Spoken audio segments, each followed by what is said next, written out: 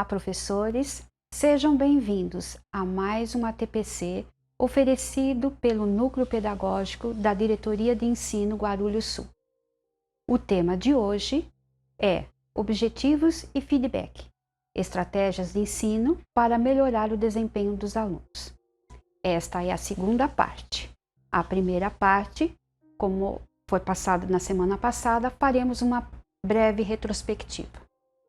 Nós devemos ter clareza de nossos objetivos ao criar um plano de aula. E, para melhorar o desempenho dos alunos, apresentar esses objetivos, nós obteremos bons resultados. Para que esses objetivos sejam eficazes, ele tem que apresentar algumas características. Ao definir o objetivo, também nós temos que prever o desempenho e apresentar esse desempenho para os alunos. Dizer a eles o que é que nós esperamos deles em determinada tarefa. Os objetivos também têm que apresentar as condições. Qual será a nota que eles receberão caso eles executem A, B ou C? Mas não é apenas executar. Quais são os critérios? O que será aceitável ao ele executar A, B ou C? Ou seja, tem que haver uma qualidade. Nós não vamos apresentar apenas os objetivos. Nós também temos que dar um feedback durante a execução da tarefa ou ao final da tarefa, dependendo daquilo que a gente criou. E esse feedback também tem que ter algumas características. Ele deve ser corretivo, ou seja, eu devo dar esse retorno durante o processo de modo imediato. É uma explicação sobre o que é preciso melhorar durante esse processo. Ele deve ser oportuno, não demorar demais para a gente dar esse retorno. E específico, que tem que estar de acordo com os critérios apontados lá no objetivo. Ok? Agora, nós iremos mostrar um exemplo de um plano de aula apresentando objetivos e como realizar esse feedback. A aula será de língua portuguesa e trataremos da revisão do texto. Se ele for executado presencialmente, a expectativa é que dure 90 minutos para realizar toda a tarefa, incluindo o feedback. E se for realizado remotamente, talvez os 45 minutos. Vocês é que dirão quando executarem isto. Vocês podem escrever no chat abaixo ou nos comentários, dizendo, se você realizar essa tarefa, diga-nos como foi que aconteceu. Então, este plano de aula, o objetivo é revisar texto produzido pelo colega, buscando ajustá-lo ao contexto de produção. Revisar um texto, então, pressupõe que houve toda uma sequência didática antes com este propósito. O critério para a revisão serão os aspectos discursivos, que vem a ser contexto de produção. Será uma crônica produzida para o jornal da escola. Eles estão em processo de produção. Não é a finalização ainda desta crônica. E a progressão temática, relação entre os fatos do texto, eixo organizador fundamental. Ou seja, ao olhar para esse texto, devem ser observados esses itens. Se os fatos descritos na crônica estão organizados em torno do eixo organizador. E os articuladores textuais são os recursos referentes à coesão sequencial, que são aquelas palavrinhas de sentido vazio que ela vai começar a ter sentido durante o texto. Por exemplo, palavrinhas como, embora, com o intuito, são essas palavrinhas que permitem costurar as ideias dentro do texto. E essa atividade será realizada em dupla. É recomendável que seja realizada em dupla para um início de processo. Mais tarde, quando eles entenderem a dinâmica e a gente vai aumentando o número de pessoas ao executar essa tarefa. A ferramenta que utilizaremos chama-se rubrica. Para alguns será guia, né? Mas aí fica a critério de vocês. Nós utilizaremos o termo rubrica. E ela vai servir para orientar o aluno a fazer essa revisão, a olhar o texto do colega, e também vai permitir oferecer um feedback rápido, tanto para ele quanto para o professor. Bem, afinal, o que é uma rubrica? É uma ferramenta que ela está acessível no Classroom. E ela tem, veja, algumas características, né? Nesta tabela ou guia, ou rubrica, que é o termo que nós estamos usando, ele tem que ter descrito os critérios, o que é esperado quando o aluno for ler essa produção textual, o que é esperado, em que ele deve focar o seu olhar, e os níveis, que são os graus, as expectativas de aprendizagem. Aqui a gente colocou 1, 2 e 3, mas pode ser palavras tipo bom, aceitável, excelente. É o professor quem decide os termos. Quem cria a rubrica e o conteúdo delas é o professor, é de autoria. Aqui, nesta tabela aqui, nesta rubrica, o que é esperado é colocado na coluna de critérios, né? O que será observado. E nas colunas 1, 2 e 3 estão os descritores. Daqui a pouco vocês verão. E nesta rubrica que a gente está colocando aqui como exemplar, ela é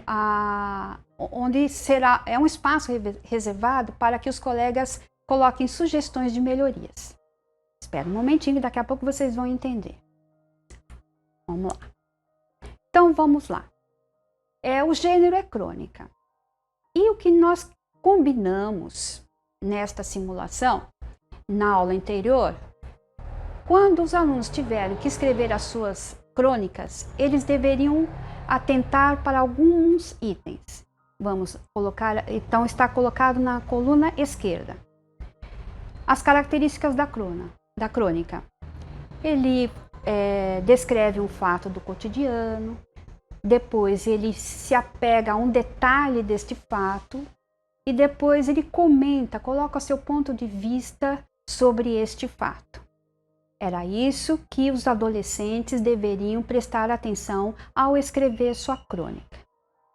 Aí na aula seguinte eles trazem esta crônica, haverá uma troca entre esses alunos, eles receberão essa rubrica para eles, ao ler a crônica do colega, ele observe se esses itens foram contemplados. E cada coluna que você está vendo aqui, num azulzinho mais claro, tem os níveis. Vamos lá. Na primeira coluna, talvez o aluno receba uma crônica em que o fato é apresentado, entretanto não chama a atenção do leitor para algum detalhe e não comenta ou apresenta o ponto de vista, ou é apresentado o ponto de vista sobre o detalhe. Mas às vezes a crônica que este aluno tem em mãos, o fato é apresentado, chama a atenção do leitor para o detalhe, mas não comenta, não revela seu posicionamento sobre o detalhe. E na coluna 3, o fato é apresentado e o detalhe escolhido é muito bem apresentado. O posicionamento está bem claro e consistente. Então, o aluno, ao receber essa rubrica, ele, ao ler a crônica de seu colega, ele sabe muito bem a que ele tem que se ater. Caso o colega se encontre na primeira coluna, ele vai dar sugestões de melhorias. E se ele estiver próximo ao aluno, no presencial, ele poderá fazer isso oralmente. Se a crônica de seu colega estiver apresentando características que se encaixem na segunda coluna, ele vai também dizer para ele que ele precisa melhorar neste item, naquele e tudo mais. Caso o colega esteja na terceira coluna, o interessante aqui é que o leitor que percebeu isso, ele também aprendeu, ele acaba tendo esta produção textual como modelo para ele mesmo. Então, há uma aprendizagem ao ler o do colega, com esses critérios, e também ele acaba regulando também a sua própria produção, ok? Então, esta é uma rubrica que ela tem ela foca em alguns itens. Não é produtivo a gente querer produzir, focar em inúmeros itens. Não dá, é improdutivo. Então, é bom a rubrica, o que ela faz? Foca o olhar para um aspecto. Depois, nas próximas vezes, a gente vai incluindo outros aspectos. Mas espera aqui. Seria bom a gente acrescentar só mais um. E aqui a gente tem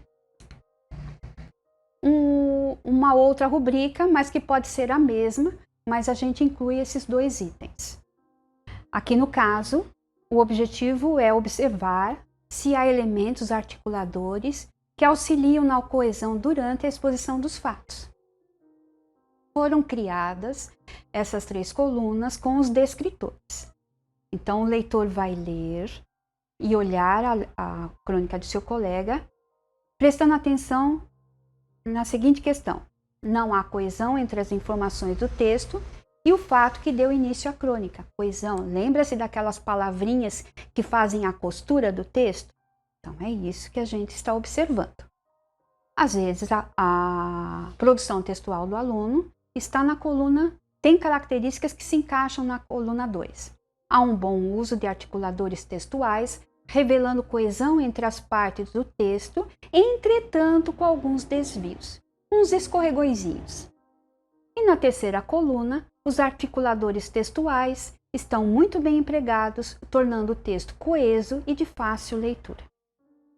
E aí também tem um espaço para que o colega dê sugestões de melhoria. Ok? Então, o processo de revisão, ele tem esta intenção de que o aluno retorne ao texto e foque em alguns aspectos. Num outro momento, ele focará em outros. Aí sim, a possibilidade de aumentar o desempenho dos alunos na produção textual, por minha experiência, é de 90%. E de adesão também. Nos primeiros momentos, alguns alunos são tímidos, que eu vou colocar aqui, olha. Na primeira vez, colocar-se como modelo fazendo uma revisão.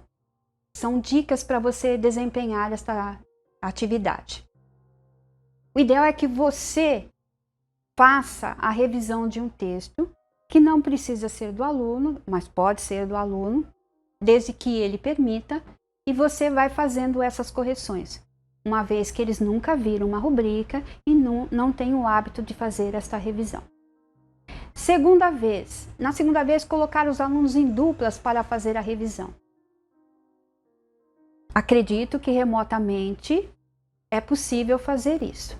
E a gente, num primeiro momento, vai colher alguns frutos que deixarão a gente um tanto confuso. Mas o que é bom da gente estar na sala de aula é a gente colocar em prática e poder retornar, reformular e aprimorar aquilo que a gente está se propondo a fazer. E, caso você tenha condições de repetir uma terceira vez e as demais vezes, seria legal você aumentar neste grupo, em vez de ser duplas, você formar trios, quartetos, e tem algumas outras variações, mas que a gente vai deixar isso para um outro momento. E, em se tratando da minha experiência em realizar esta atividade, inicialmente a adesão é tímida por 2 motivos. Os alunos não estão habituados a se colocarem como revisores de um texto e eles não ficam confortáveis em mostrar a produção a um outro leitor que não seja o professor. E a rubrica ela vai ajudar a gente exatamente neste item. Quando é colocado o objetivo, não vai haver outro comentário que fuja disso. Então, isso dá tranquilidade ao aluno.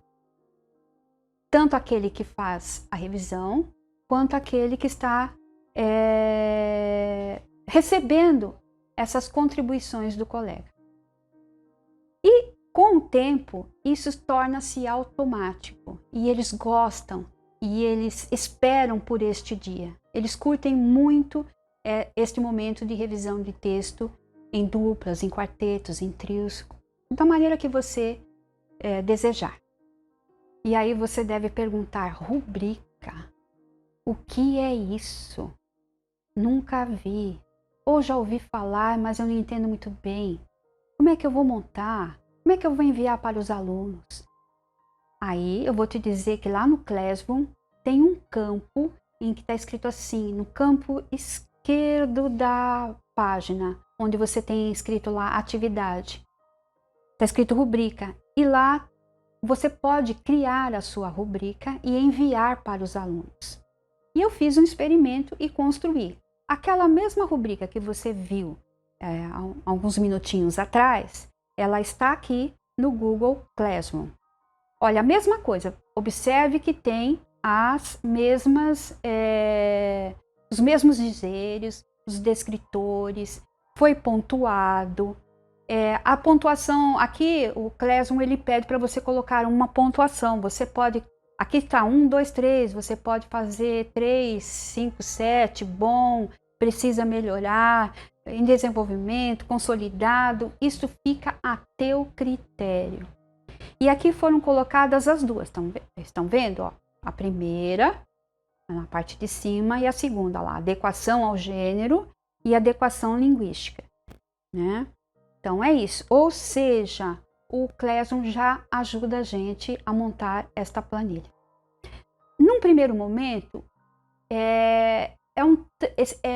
esta escrita, essa construção da rubrica, é um pouco trabalhosa.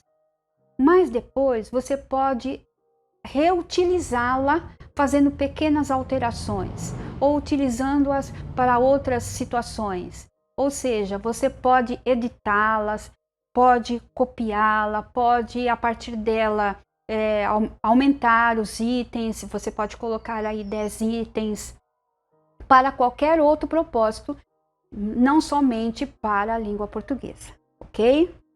Então, objetivo e feedback são estratégias de ensino visando melhorar o desempenho do aluno, e não se esqueçam de ter a adesão desses alunos, uma vez que nós estamos percebendo que eles estão... aquelas atividades que a gente está enviando para os alunos, elas não estão retornando. Com esse tipo de estratégia de ensino, a gente está convidando o aluno a ser corresponsável por sua aprendizagem, que também esse é um dos maiores desejos que a gente tem, né? Do aluno estar sendo responsável por sua própria aprendizagem. E a rubrica vai permitir que ele regule como é que eu estou, onde é que eu preciso melhorar, ok? É isso. Então, vamos ver se a rubrica contemplou as características, as estratégias de ensino de oferecer e apresentar objetivos e dar um feedback imediato. Então, a ferramenta rubrica permite apresentar os objetivos, o que se espera, os níveis, que é o desempenho, os objetivos, as condições. Olha, essa é considerada a sua produção textual ainda precisa melhorar nesses aspectos e neste e neste. E os critérios também, está tudo junto aqui, né? Aqui a gente só colocou apenas 2 critérios, que eu acho que para iniciar isso está de bom tamanho. Mais do que isso, você vai acabar, a cabecinha do aluno vai ficar perdida aí, tá bom? E o feedback, ela também é imediato. O aluno que está ali junto, ou fazendo presencialmente, ou à distância, ao receber aquelas dicas que o colega está dando, você precisa melhorar aqui, ali, que tal você fazer isso, fazer aquilo? Esse feedback oferecido pelo colega, que não é o professor, é muito bom, gente. É muito bom, ok? Então, ele é corretivo, tem a explicação sobre o que é preciso melhorar, ele é oportuno, ou seja, é feito quase que imediatamente, e ele é específico de acordo com aquele critério que está contido na rubrica, ok? E de onde nós tiramos essas informações? Qual é a nossa fonte? É de Robert Marzano, O Ensino que Funciona. Estratégias baseadas em evidências para melhorar o desempenho dos alunos. Caso você queira, né? É só aí você dar ir atrás dessa informação, ok? E aí, esta primeira parte, a gente encerra aqui. E, na sequência, nós teremos um exemplo de plano de aula de Química. Até lá e bom proveito! Olá, professores! Estamos aqui para dar continuidade à TPC iniciada já, a parte 2, e iniciamos com a Grace falando sobre um exemplo de aula, né, feedback e objetivo em língua portuguesa. E agora vou apresentar para vocês um exemplo, né, de aula de Química, novamente focando a estratégia de ensino baseada no objetivo e no feedback. Bom, para fazer esse exemplo de aula de Química, eu busquei uma aula que já aconteceu em meados de maio, sobre transformações químicas. Tá? Foi uma aula, inclusive, oferecida pelo CMSP. A única coisa que eu me baseei nessa aula foi justamente nas habilidades que foram trabalhadas, então eu resolvi trabalhar com essas mesmas habilidades, só que dando um outro tipo de enfoque, tá?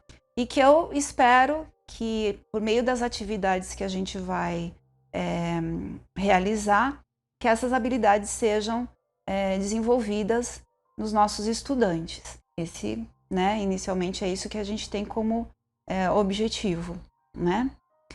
Para vocês verem como minha aula é sobre transformações químicas, as habilidades que eu vou utilizar são reconhecer a ocorrência de transformações químicas no dia a dia e no sistema produtivo. Essa é uma habilidade retirada do currículo anterior, tá, do Estado de São Paulo. Investigar causas, elaborar e testar hipóteses, formular e resolver problemas e criar soluções. E expressar-se e partilhar informações, sentimentos, ideias, experiências e produzir sentidos que levem ao entendimento mútuo. Essas duas últimas habilidades foram retiradas da BNCC, tá? O objetivo que eu tenho para essa aula de hoje é compreender os conceitos de transformações químicas e físicas, distinguir as diferenças entre ambos e reconhecer transformações químicas no dia a dia e no sistema produtivo. Tá? Vejam que eu busquei uma aula bastante simples, né? Uma aula destinada à primeira série, primeiro bimestre, mas o objetivo aqui, gente, é pegar esse exemplo de aula para a gente discutir sobre feedback e objetivo, tá? Se eu vou conseguir realmente cumprir com a minha aula, com os objetivos, desenvolver as habilidades e verificar se realmente os objetivos que eu tenho com relação a essa aula foram alcançados, tá certo? Então, vejam que eu escolhi essa aula, mas para justamente a gente conseguir cumprir com essa observação que é sobre o feedback e o objetivo, tá bom? Sobre essa metodologia de ensino. Bom, dito o objetivo, vou usar como estratégia, como metodologia na minha aula, a exposição dialogada, tá? E como instrumento vai ser justamente a projeção de imagens que eu busquei da internet, tá? Esse é a minha metodologia e o instrumento que eu vou estar utilizando, o meu recurso. A partir da apresentação de imagens de coisas do cotidiano, que eu retirei do cotidiano, nós vamos inserir e exercitar conceitos relacionados às transformações químicas e físicas com os estudantes, tá? Bom, lógico, gente, que aqui eu não vou estar explicando como realmente seria essa aula. Essa aula teria a duração de 45 minutos, né? Ela foi programada para isso, no entanto, aqui a gente só vai conversar sobre ela, tá bem? Independente da área do conhecimento, do componente curricular, eu não estou aqui para ensiná-los sobre isso, mas como mais ou menos eu direcionaria isso aos nossos estudantes, tá ok? Se o tema é transformações químicas, obviamente eu iria fazer uma apresentação, né, expositiva, junto aos meus alunos, falando sobre o que são as transformações químicas, né, dizendo que ela consiste na transformação de novos produtos originados a partir de uma substância que foi submetida a determinadas alterações, né, das suas características iniciais, chamadas de reagentes. Em outras palavras, eu teria que, de verdade, utilizar vários outros conceitos, várias outras palavras para fazer essa definição, até que os alunos compreendessem, né? Na verdade, uma transformação química ela acontece quando eu observo uma substância ou um material, eu tenho ele inicialmente num estado, com uma aparência, com uma forma, com um cheiro, e por determinada ação que acontece com essa substância ou material, ela vai sofrer modificações na sua estrutura, na sua constituição, de tal forma que eu vou conseguir observar diferenças finais, né, na sua cor, na sua textura, no seu formato, na sua estrutura, coisas perceptíveis. Assim eu observo uma transformação química, onde inicialmente eu tinha uma condição e por sofrer alterações, por ações de determinadas características, eu obtenho um produto final. A gente pode até falar nesse sentido. Eu tenho o reagente, né, que é uma situação inicial que sofre modificações, e eu tenho um produto final, totalmente ou parcialmente diferente do que eu tinha inicialmente, tá? Falando em linhas gerais, tá? É importante a gente saber que que uma transformação química ela vai ocorrer quando as substâncias iniciais se rompem, né? Os átomos inicialmente existentes, no arranjo que eles tinham inicialmente, é quebrado e são formadas outras combinações de átomos para formar novas outras substâncias ou materiais, tá? Então isso fica característico. E para isso, normalmente, numa transformação química é liberada uma determinada energia ou absorvida, né? É isso que normalmente a gente observa numa transformação química. Aí, para que a gente continue a mostrar o que é uma transformação química, é importante eu lembrar da transformação física, porque muitos confundem uma com a outra, tá? Por isso é necessário falar de transformação física? É necessário. E as transformações físicas, elas são o quê? São transformações onde os materiais só alteram algumas das suas propriedades, porém, elas não formam novas substâncias ou novos materiais, tá certo? Por exemplo, eu posso pegar uma folha de papel e rasgar. Continua sendo o mesmo material? Continua sendo papel? Sim, continua. No entanto, eu apenas fiz uma deformação nele. Eu rasguei, obtive 2 pedaços, no entanto, ele continua sendo papel. A mesma coisa a extração de sal nas salinas. O sal, quando ele está nas salinas, né, ainda no mar, ele é sal.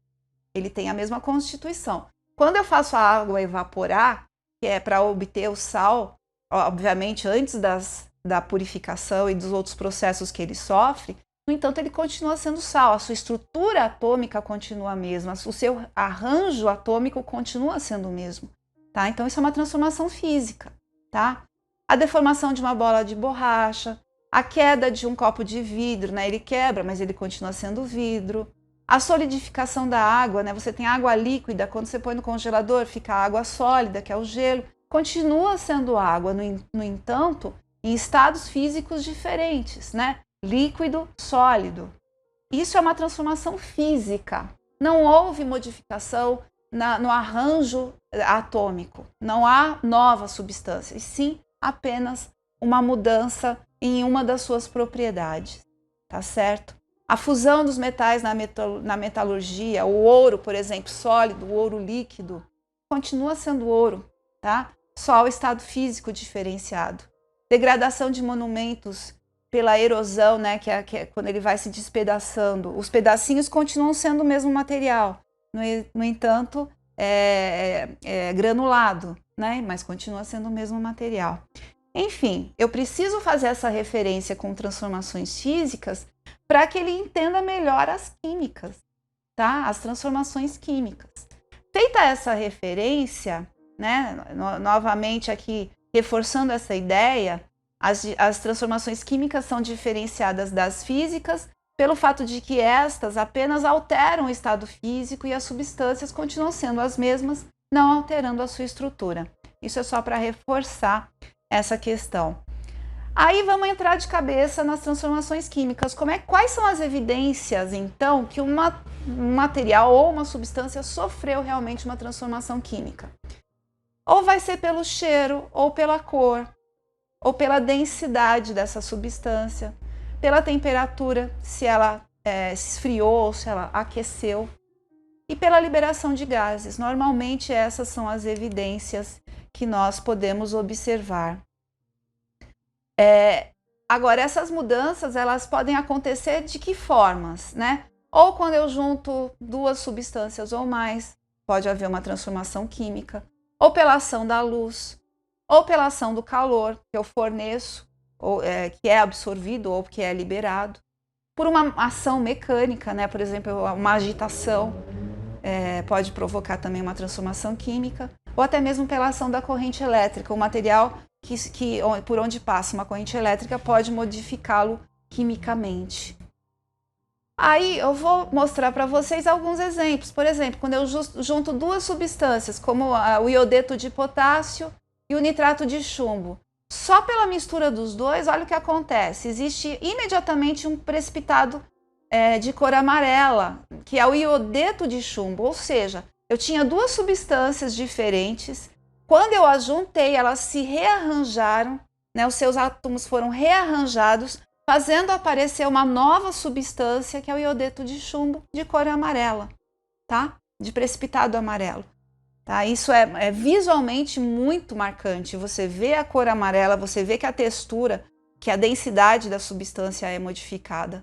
Tá? Elas são diferentes das duas substâncias que antes eram incolores, mas juntas elas formaram uma nova substância, formando esse precipitado. Aí também, ó, a ação da luz, que é a fotólise, um exemplo clássico disso é a fotossíntese, né, que faz justamente, como produto, a gente vai obter o oxigênio e a matéria orgânica numa reação de oxirredução. Não vou entrar em detalhes quanto a isso, mas o produto da fotossíntese que nos é tão precioso, que é o oxigênio. Tá? E antes eu não tinha oxigênio, eu tinha monóxido de carbono. Então a fotossíntese é uma das responsáveis pelo qual a gente tem oxigênio para respirar. E é feita a partir de uma transformação química que as plantas realizam. Tá? Ação do calor.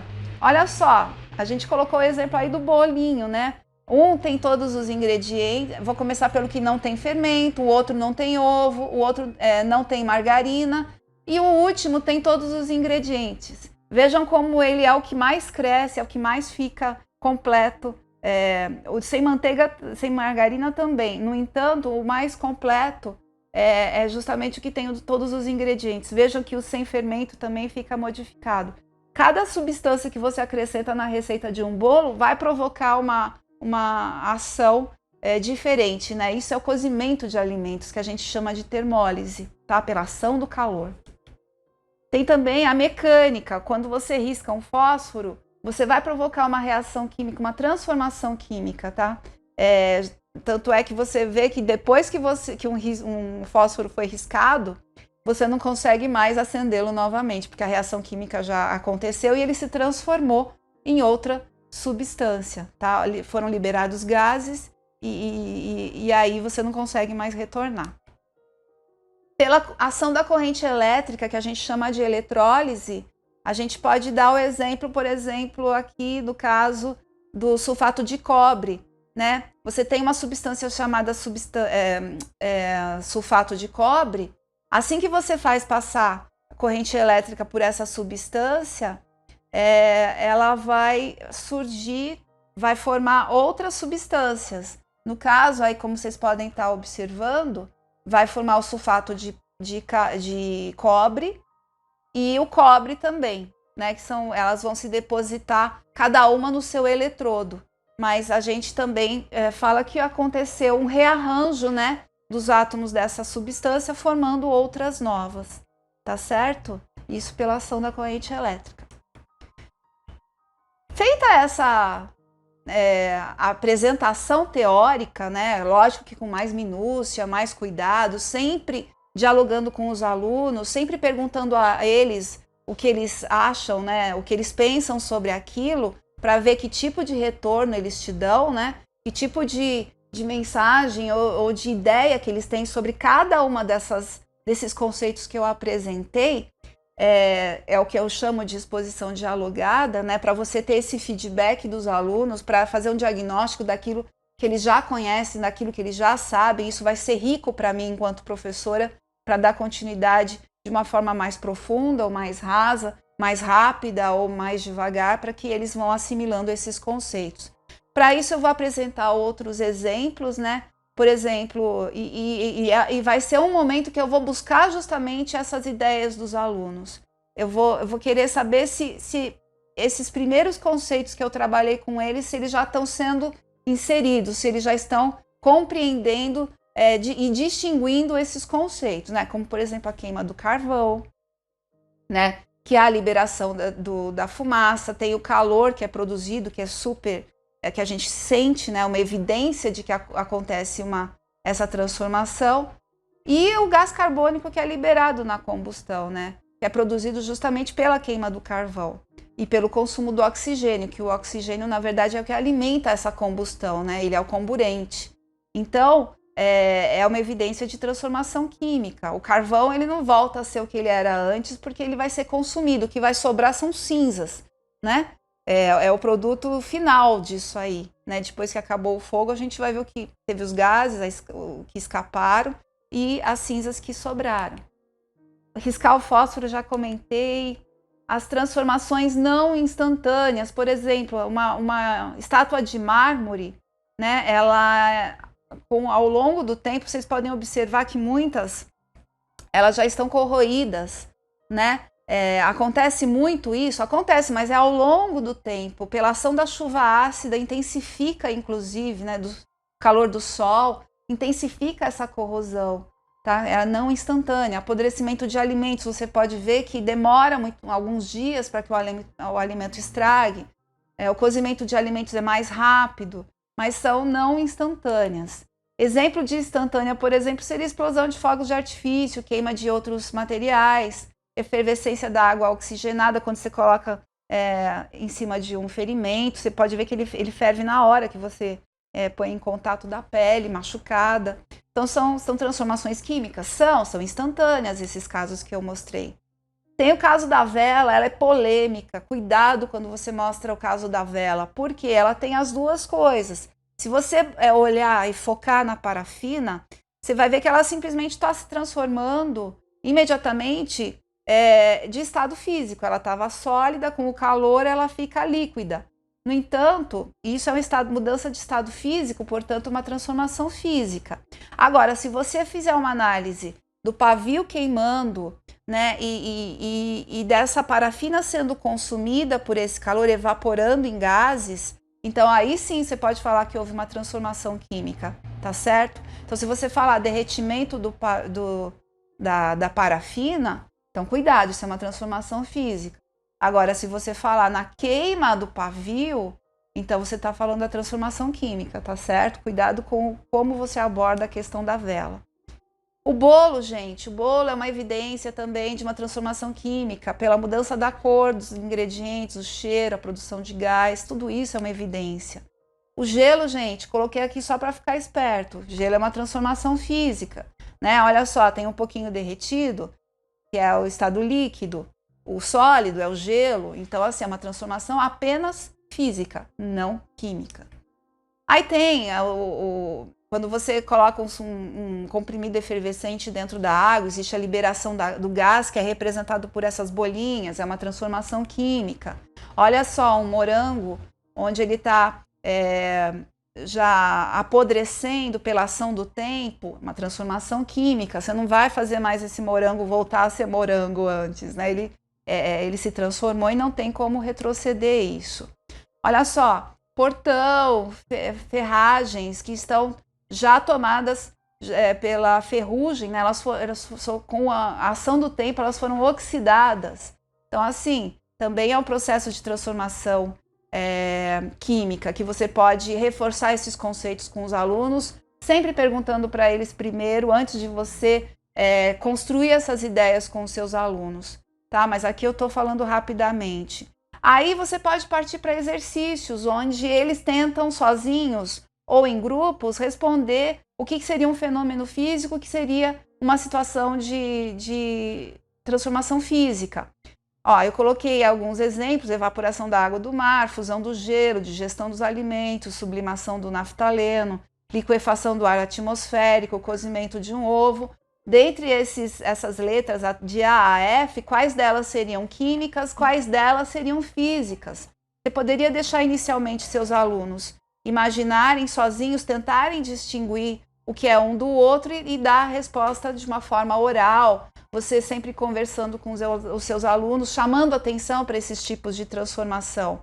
Olha só outro exemplo aqui. Considere as seguintes tarefas: aquecer uma panela de alumínio, acender um fósforo, ferver água, queimar açúcar para fazer caramelo, fazer gelo.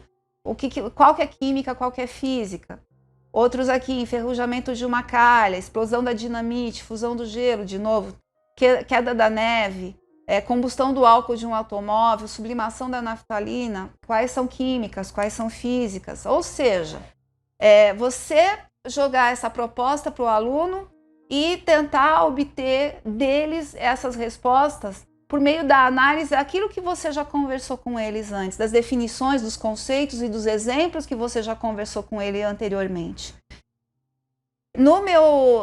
Outra questão, eu tinha falado não só de substâncias e materiais, mas também de sistemas produtivos. Está lá no meu objetivo e também na minha habilidade. Sistemas produtivos eu posso falar, por exemplo, na fabricação do vinagre, né? Vinagre de maçã, por exemplo, né? Ele tem todo um procedimento que passa por várias transformações químicas até chegar no produto final que a gente chama de vinagre. A cerveja, a mesma coisa, eu tenho vários ingredientes que são misturados e passados por determinados processos que me dão o produto final, que é a bebida cerveja. É um sistema produtivo, são dois sistemas produtivos, como exemplo, que sofrem por transformações químicas. E tem tantos outros que a gente poderia citar. Você pode até solicitar isso dos alunos, né? Conversar com eles quais outros sistemas produtivos eles poderiam citar. Enfim, você poderia usar outros exemplos e tudo bem. Aí, gente, vamos supor que eu já tenha dado a minha aula e durante toda essa aula depois eu vou fazer uma autoavaliação, né, de tudo que aconteceu, de tudo que foi conversado com os alunos, como eles se portaram, se eles se sentiram à vontade ou não de falar suas ideias, se você os deixou à vontade para isso, se as ideias deles eram pertinentes, se você sentiu nas respostas deles que realmente eles tinham entendido ou não, né, nos exercícios que eles fizeram individualmente, se eles entenderam ou não esses conceitos, o que você foi ajustando em termos de dúvidas deles, se você foi esclarecendo essas dúvidas. Então, assim, é uma hora de você parar e refletir sobre a sua aula. Então, eu coloquei aqui 4 perguntinhas que eu vou tentar responder. Olha só, na primeira: no que poderei me basear para saber se eu realmente atingi os objetivos da minha aula? Gente, como que eu vou saber se eu realmente atingi os objetivos da minha aula? Eu vou dar 2 dicas. Eu vou poder saber pelos meus objetivos, aquilo que eu tracei como objetivo da minha aula, se realmente eu alcancei esses objetivos, e as habilidades. As habilidades que eu tinha como proposta de atingir também. Fora isso, são as respostas dos meus alunos, certo? O feedback que eles me deram com relação a isso, né? As respostas deles, os objetivos que eu tinha traçado e as habilidades que eu tinha considerado. Isso vai me dar base para eu saber se eu consegui realmente atingir esses objetivos, se a minha aula foi efetivamente eficaz. A 2, consegui por meio do meu plano de aula desenvolver as habilidades que destaquei em meus alunos? Isso a gente vai analisar daqui a pouquinho, tá? Lendo essas habilidades, verificando se realmente elas foram desenvolvidas pelos meus alunos. Avaliei meus alunos durante a aula? Posso considerar como parte da avaliação do bimestre? Eu avaliei meus alunos? Avaliei. de forma que, a partir do momento que eu os instiguei a falar, a fazer suas ideias, eu, enquanto professor, preciso instigar todos os meus alunos, tá? Ou analisar aqueles alunos que estão quietos, porque nem todos falam, mas observar a reação que eles têm durante a aula, em todos os exemplos que eu passei, na forma como eles se posicionam, você consegue distinguir se você está chegando nos seus objetivos ou não, se o feedback deles está sendo bom ou não. Aqueles alunos que são mais calados, você vai ter que se aproximar deles, ver como eles responderam às atividades que você passou individualmente, olhar o caderno, conversar com eles depois, enquanto eles fazem os exercícios. Tem como você saber se esse aluno está compreendendo ou não o que você está passando para eles, tá certo? Então, eu avaliei meus alunos, sim. Posso fazer com que essa avaliação, mesmo que tenha sido oral, ou aquela escrita, né, que eles fizeram no caderno, eu posso considerar isso parte da avaliação do bimestre todo? Sim, com certeza, tá? Ela pode fazer parte, sim. Desde que você tenha muito claro para você de como você vai fazer essa avaliação e como isso vai estar representado, e os alunos sabendo que isso faz parte dessa avaliação. Quais foram os meus erros e quais os meus acertos, eu, enquanto professora, na minha metodologia de ensino? Para isso, eu vou colocar essa telinha aqui para você. Consideradas. Eu tinha previsto essas 3 habilidades, ó. Reconhecer a ocorrência de transformações químicas no dia a dia e no sistema produtivo. Será que eu realmente consegui que essa habilidade fosse desenvolvida? Bom, reconhecer, gente, é um verbo onde eu tenho que analisar algo, né, e reconhecer que de fato ali aconteceu uma transformação química, que é o conceito que eu quis passar. Então, ele tem que reconhecer a transformação química e a transformação física. Não, essa é química, essa é física. Eu reconheço pelas evidências. Lembra das evidências? Cor, cheiro, modificação, liberação de gases. Essas são evidências de que houve uma transformação. Eu consigo reconhecer essas evidências. Percebe? Isso está claro para mim. Então, assim, pelo feedback dos alunos, eu consigo observar se essa habilidade foi desenvolvida neles ou não. A segunda habilidade. Então, a primeira habilidade, acho que ok. Vamos supor, né, que na minha aula os meus alunos tivessem me dado essa oportunidade de verificar, né, com eles, os feedbacks deles foram ok.